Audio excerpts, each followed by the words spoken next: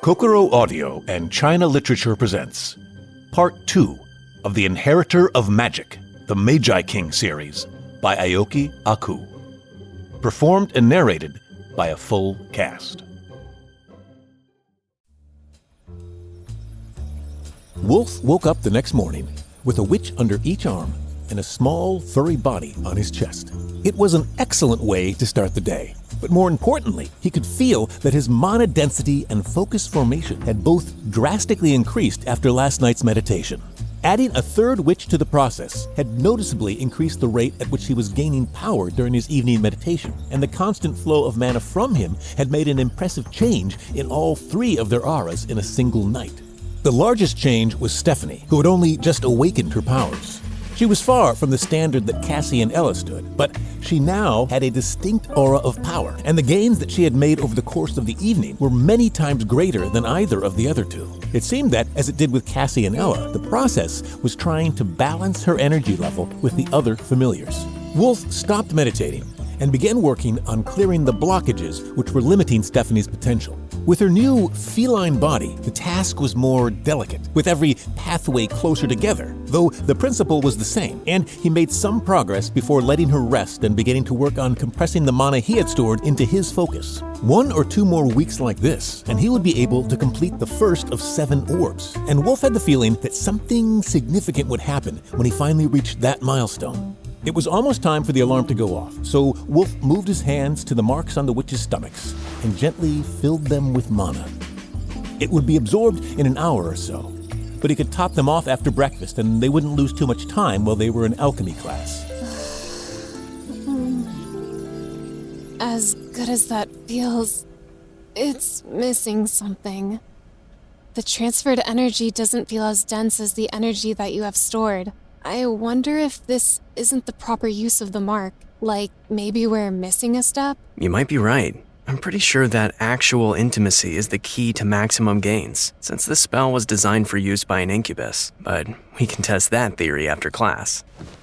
There's no manual with the demonization curse, and I ad-libbed the spell from a drawing that Mary brought us based on a rumor, so I'm just guessing at what it can really do. But it seems to be working decently enough. Your aura is so dense now that it wouldn't lose to most of the seniors. Wolfe replied with a smile that made Ella snuggle in against his side until Stephanie's paw batting at her nose chased her away a few centimeters. Wolfe switched his targets, and Cassie moaned softly at the sensation of mana flowing into her crest, then rolled over to give Wolfe a kiss. All we really need now is practice with actual witch magic. Using the circles and inscriptions is a great cheat to wield elemental magic, but that's borrowed power. Learning hexes, enchantments, and nature spells would be a much better use of all this aura. That was all taught in the second year. First-year classes focused on producing witches who could defend themselves in the wild and perform basic but essential tasks inside the city. Why don't we ask for self-study permission from Professor Miranda? Then you can work ahead as soon as you prove that you can use the basic spells from all 5 of the elements that are on the exams. Combat magic is easy with me here, and neither of you are going to be stuck as commoner witches doing city security or maintenance work.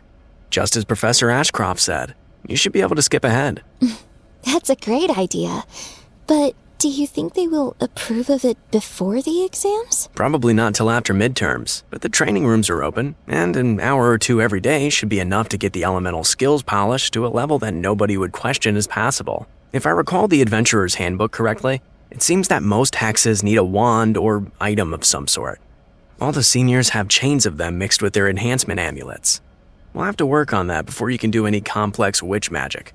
I've been wondering this since we first got our class schedule, but does anyone else get the feeling that the Academy is deliberately hiding the useful spells from the commoner witches so that they have no choice but to serve the coven? Think about it. How many of them join the defense forces? It can't be everyone, but they spend a whole year teaching mostly combat magic and utility potions. If all they know is combat magic and elemental circles, the true power of their innate magic won't ever be revealed because they don't know how to express it. Wolfe thought the same thing.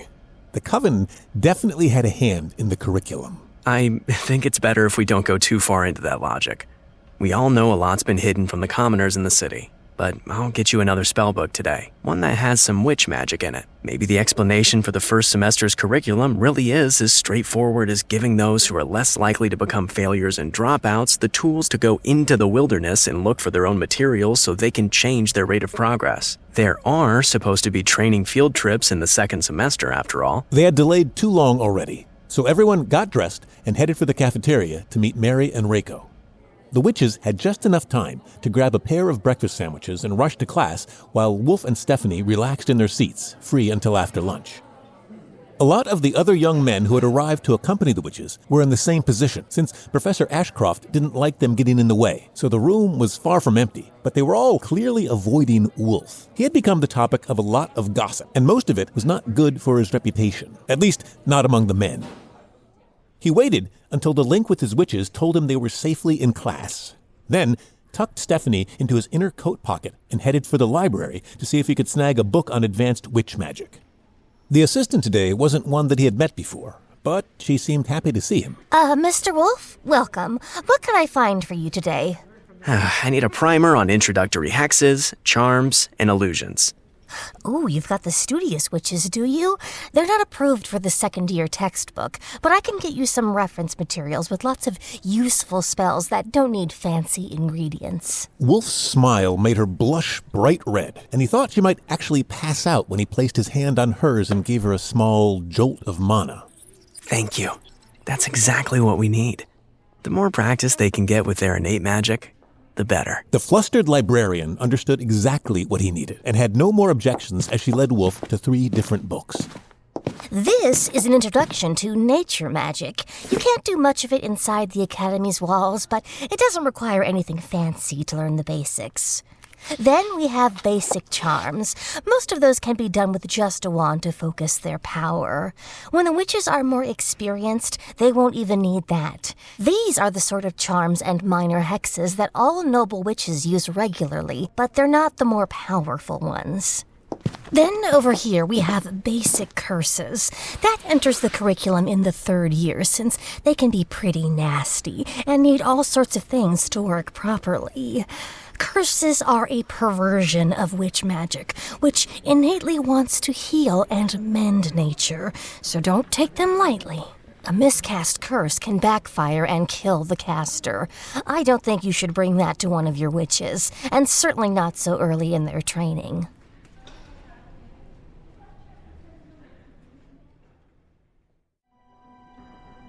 That was the first Wolfe had heard of a backlash to curses. They sounded simple but effective, like elemental magic circles when they were portrayed in movies. Both required some reagents, and curses usually needed something nasty, but that was the only real difference in how the Coven's film industry portrayed them. Is that why all the elemental magic they learn is for combat? Because their innate magic is best for healing and utility, so they only need offense? Not quite. Everywhere outside is dangerous, and none of the allied covens are on particularly good terms. But the rivalries between covens are child's play compared to the open hatred that everything else in this world seems to have for witches. Even human nations are extremely dangerous for someone with witch blood.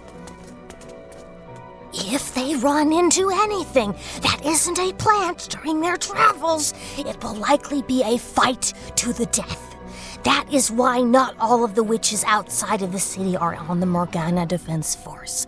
The Force is all witches, and the Academy is their only source of recruits. She explained in a much lower voice than was necessary, even for the library. Thank you. These will really help. Wolfe picked up all the books, excluding the one on curses, and turned to head back to his room. Before you go, can you answer a question for me? I know it's just gossip, but the art club really wants to know. Wolfe smiled at the embarrassed witch and wondered what she was going to ask. Is it true that the Isabel clan called Stephen back to the city because they found out you two were lovers? The rumor going around is that you seduced him, leading him to abandoning his mission to marry a top-performing witch into the family, and so his clan is punishing him. Wolfe laughed a bit too loud for the library before he could catch himself. No, he was caught with contraband, and the headmistress sent him back to the city. He was devoted to his mission the whole time. Well, that will destroy the dreams of the art club, but it probably won't stop the Dujins. Wolfe knew it would be something like that. The way the art club looked at him was just a bit different than the other witches. Well, I'm off to get some other errands done. Thanks for the assistance. Wolfe gestured to the stack of books in his hands. Tell your witches to check out the gym if they have questions.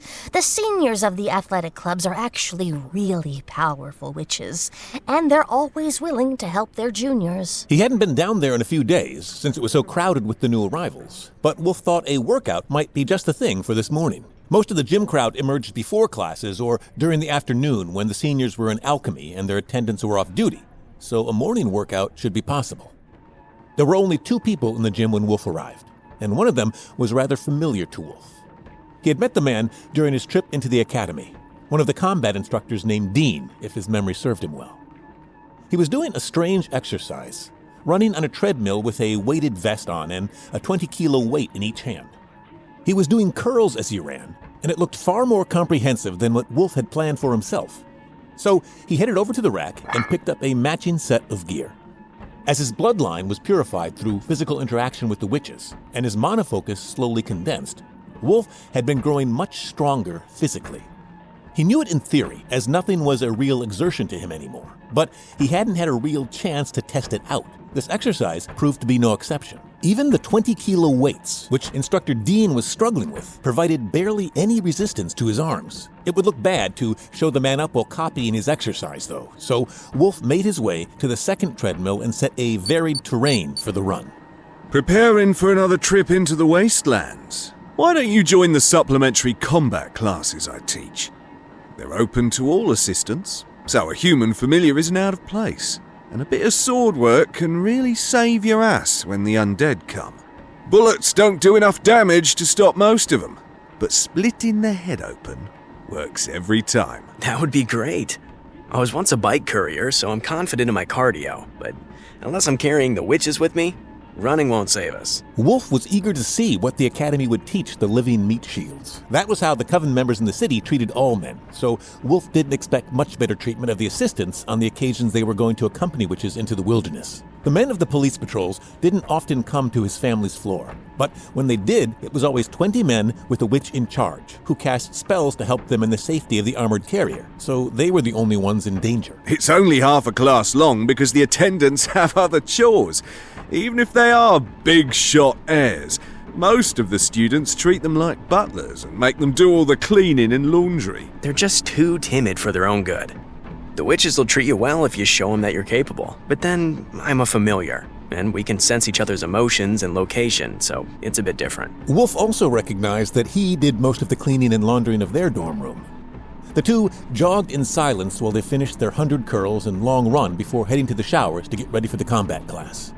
Dean finally noticed Stephanie when Wolfe placed her on his shoulder on the way out of the gym, and his focused look turned to a smile. So, you managed to summon a familiar of your own. I got the feeling that you were a true Magi descendant on the way here, but getting a familiar cat is very impressive. No wonder your witches are growing so fast. They've been the talk of the teacher's lounge.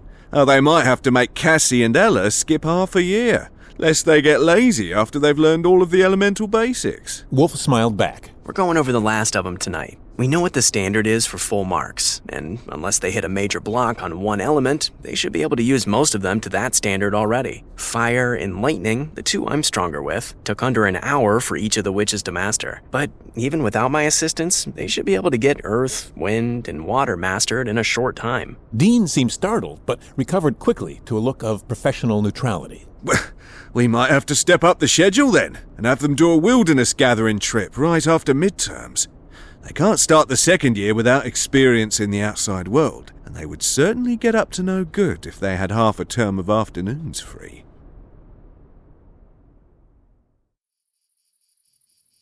Wolfe had never been back to the training grounds behind the school before, but it didn't disappoint. It was mostly an open field, but there were stands of metal and leather armor, as well as weapons arranged around the area, a running track, and 2 first aid tents. The main inner area of the training grounds was taken up with senior class witches practicing their fighting skills without offensive magic, since magical combat training had an indoor practice room with an abundance of protective wards cast on it, while the section of the field beyond the running track was slowly filling with reluctant-looking young men. A few seemed competent, but the rest were only here because they were ordered to attend, or they had been scared so badly by the imminent prospect of having to go outside the walls that they didn't dare to skip combat training. It's good to see so many of you here today. We've got enough of you now to split up into proper practice pairs. So, everyone grab a weapon. It's a common misconception that the undead horde is the greatest threat in the wastelands. Mutants, exiles, and monsters are far more intelligent, and most of them will use weapons against you. Your witches will be able to cast an armor spell to defend you from basic attacks, but exiled witches can often use magic. Humans will use guns, and monsters can tear through an armor spell on their own. And that's assuming the threat is from outside the city. Keep the city politics to yourself if you know what's good for you. Knowing what cannot be said is just as important to your survival as your fighting skills. Everyone got the message. Infighting was a taboo topic, and making a fuss was a good way to meet an assassin after you were recalled to the city without warning, especially for the children of nobles. Dean's response silenced the group, and everyone went to collect a melee weapon of their choice. Wolfe had the batons that he had chosen when he first arrived, and they didn't need to be replaced with a training version, so he stuck with them, going for familiarity over learning new techniques. The nobles would have learned to fight with various blades and other weapons as children, and he didn't want to embarrass himself on the very first day. Wolfe, as a demonic familiar, can you use an armor spell? Lightning, unholy, and fire. Then you train with me today. Soon, everyone who is assigned to a second-year or later student will be joining their witches for training. But first, we need to address any holes in your basic skills. So, follow this pattern and come at me. Middle, high, low, middle, high. Then, we switch. Everyone, please pay attention to what he is doing. This is the pattern you need to follow for the skills assessment. The actual attacks would vary by weapon, but knowing the pattern let the defenders plan their moves, reducing injuries among the men who were only wearing the Academy's provided padding. Wolfe activated Unholy Armor, creating a set of medieval-style full-plate armor in dull black color, which covered his weapons with a solid layer of energy. Then he began the attack pattern at what he hoped was a slightly above-average human speed. Dean touched the metal chest plate that he was wearing, and a shimmering light surrounded him, creating a thin, translucent magical armor. With that precaution in place, he blocked Wolfe's attacks easily and then counterattacked quite a bit faster than Wolfe had been moving. I'm a trained guardian and enhanced by spells. There's no need to hold back. The instructor reminded Wolfe once the first exchange was over. The other men began their attacks while a dozen staff members gathered to take notes on their performance and weaknesses. Dean signaled for Wolfe to come again, this time at full speed. The instructor still handled with relative ease, though Wolfe was sure he had activated a talisman to increase his speed a bit more than it had been enhanced before. He returned the attacks, then stopped to write his assessment of Wolfe and watched the class spar for a few seconds before going for another exchange. If you're already at this level, we can't put you with these kids. Their witches are just learning the advanced enhancements. Their butlers won't be able to keep up, and your attacks will break their armor spells when you inevitably hit them. Most first and second year witches struggle to create armor around another person without using an amulet, since they're not bonded like a familiar, which is what the witches are learning in this class. When they go out into the wilderness, most will use an amulet for their butler, but we don't use them during training, as it defeats the point. Well, that's a relief for my witches. But I've got 2 to defend, and even with the help of the lovely Miss Stephanie, that won't be easy. Wolfe gestured to where the cat was lying on a table of padded armor, enjoying the autumn sunshine. It could be easier than you think. Shields that aren't attached to anything are taught at the beginning of the second year. You can likely see the second years working on them in the practice room later. Keeps them from getting surrounded as easily, and you can use them the same way once you learn the trick. That was about all Dean could tell him, since he wasn't a magic user. but a pair of moving shields would make up for the lack of an extra defender as long as the girls stayed close together. All right, everyone, go again. You're all noble sons. You've been trained to fight, so show us properly, or we will fail you on your evaluation. Dean called to the men, who had mostly stopped once they thought their assessment was finished. The back and forth of attacks and defense went on for an hour until the class ended for lunch. Fighting skills class is every Tuesday and Friday. Mark it in your calendar. Now, get showered and get to your witches before they come looking for you. Dean addressed the din of students taking off their armor and weapons being carelessly thrown in piles. Wolfe, I hope to see you again. We'll start teaching real fighting skills after the midterms are done, using magical constructs. You can take the place of a staff member and guard for one of the second-year witches who doesn't have an attendant. I'll be here. We'll see you at the gym. Wolfe took another quick shower and went to join the girls for lunch, carrying the excited form of Stephanie on his shoulder.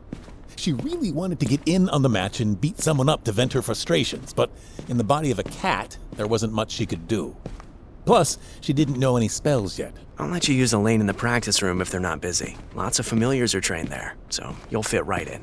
Just pay close attention in the afternoon classes so you can pick up the spells. Wolfe's whisper was much to her delight. Being Wolfe's familiar wasn't shaping up to be as bad as she had expected. Did you get anything for us from the library? Cassie asked as Wolfe sat down beside her in the cafeteria. Okay. 3 introductory books that cover nature magic, charms, and hexes. But the librarian recommends that we don't touch the curses until you've mastered all of this, since they come with a risk of backlash. They're apparently a perversion of the innate power that you're trying to learn. That's fine.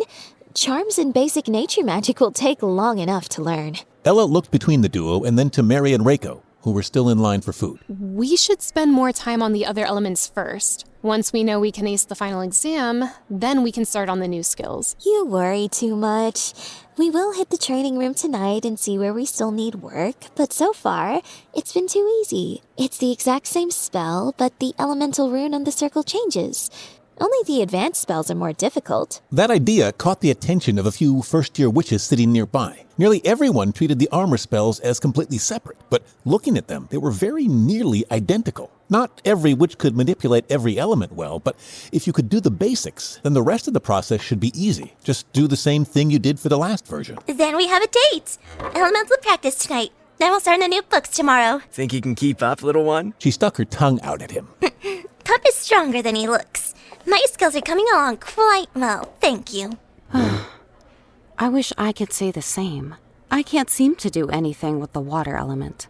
I'm great with fire and good with the others, but water just doesn't work. With Flame as her familiar, that wasn't a surprise. She could also pass the exam without using water at all. She just wouldn't have as high of a score. But that wasn't her goal. If she wanted the best reference for a job placement outside the city, Reiko needed to be on the honor roll at the end of her first year. Then we need to practice. We lose too much time in class as is while the teacher explains the spells over and over. Well, excuse us. Not everyone can be a prodigy. A witch at the next table complained. She was from the advanced class, but she had been struggling with everything but lightning spells. Sorry, I didn't mean it like that. I just wish we could split up so those who need the help get more personal assistance, while those who are ahead can study other spells on their own. I know you didn't mean anything bad.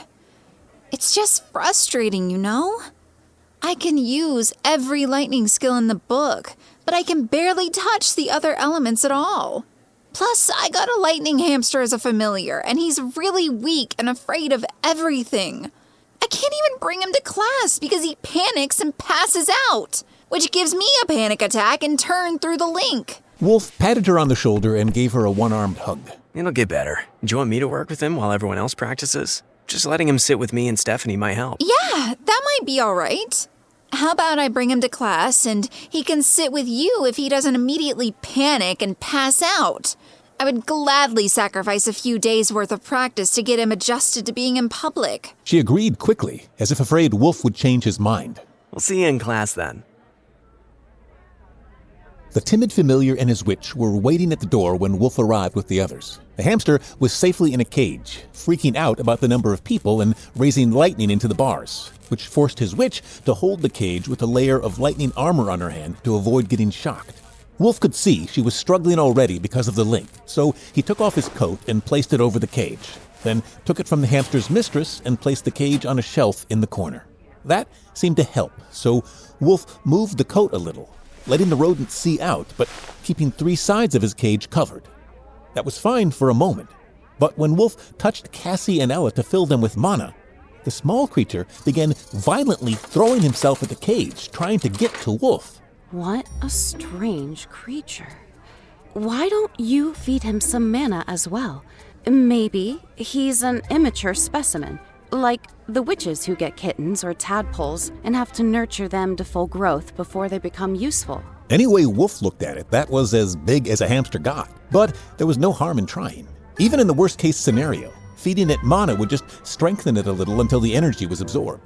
Wolfe reached a finger into the cage to pet the fur ball and let a bit of mana flow from himself to the familiar. It latched onto his hand and began licking his fingertip as if it had been starved its whole life. So Wolfe increased the flow and watched as the friendly little creature's fur turned bright purple and the lightning got more intense, to the point it was actually damaging the cage. The lightning stopped after a few seconds, and a black mist began to form around the hamster, made of pure energy taken from Wolfe.